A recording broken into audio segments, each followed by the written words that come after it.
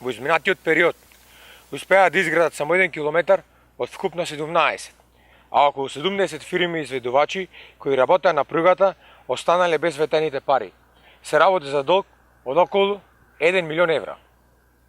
Имајќи во предвид тоа што во текот на 2014 година се обезбедени 20 милиони евра преку ИПА фондовите и тоа што досега никој не сноси одговорност, ги прашуваме ДПМН каде се парите од овој проект.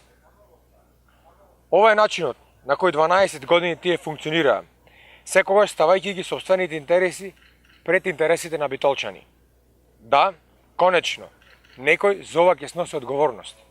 Битола не смее повеќе да биде заборавена. Ниту ние ветуваме дека во нашиот мандат пругата конечно ќе биде изградена, со што ќе овозможиме повторно воведување на патничкиот и товарниот сообраќај кон Грција. Битола го заслужува тоа. Во недела да го заокружиме бројот 19 за живот во Битола за сите.